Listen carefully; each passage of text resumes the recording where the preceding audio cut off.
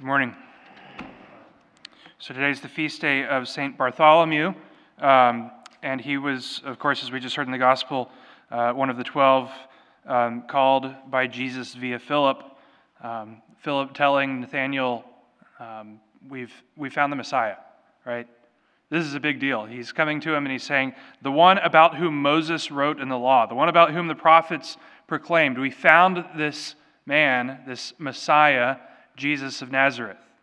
And Bartholomew is slightly amazed. He said, what good can come from Nazareth? Nazareth is a backwoods town. What good can come from Ackworth, right?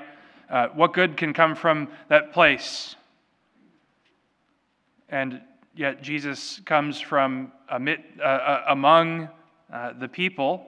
He comes not from Jerusalem. He comes not from some great, beautiful place, but he comes from this small little village.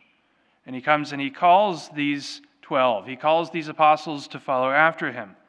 And so because of the proclamation from Philip that we have found the Lord, we have found the Messiah, Bartholomew decides to follow after him, and he leads him to Jesus.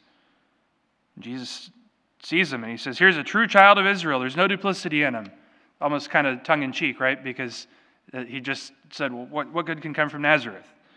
But yet he comes to Jesus, and Jesus says, before Philip called you, I saw you under the fig tree. He said, I saw you, and I knew I wanted to call you. And that's how it works with all of us. God sees us where we are. He sees us just kind of tired and sitting there in the shade under the tree, waiting. And he calls out to us. And he says, come and follow after me. For some of us, we're more like Philip, where he sends us to go and be his voice to call others to follow after him. St. Bartholomew, after the ascension, went on to proclaim the gospel through Asia and down into India. He was known to leave one of the earliest versions of the Gospel of Mark in India. The earliest versions of the Gospel of Matthew in India.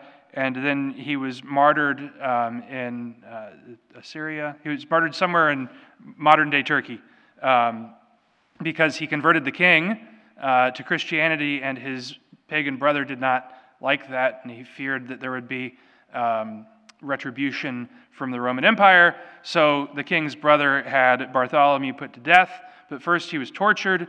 And if you've been to the Sistine Chapel and seen the beautiful painting, the fresco on the back wall, you recognize St. Bartholomew as the guy sitting there with his skin in his hand because he was flayed alive as his martyrdom.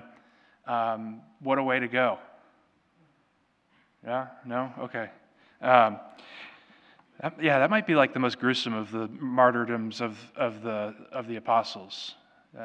Peter was crucified upside down. Andrew was crucified in an X. Some of them just had their heads chopped off, but yeah, to be flayed alive, have your skin cut off, that would, ugh. Anyway, but what a great witness and testimony to the faith, that desiring to follow after Christ because he knows him, he met him, he encountered him. Christ said, you, come and follow me. And then he sent him out to proclaim the gospel. And for that, he was willing to suffer torture and die. And so for us, we are called to recognize that in the example of St. Bartholomew, we too are called to commit ourselves fully to God. Jesus says he's a true child of Israel. There's no duplicity in him, right? So maybe he was a little tongue-in-cheek about him seeing him there and saying, what good can come from Nazareth? But once he's been called, once he's answered the Lord's call, he's committed. Right? He's committed to the point of death. He's committed to proclaiming the gospel and to winning souls for Christ.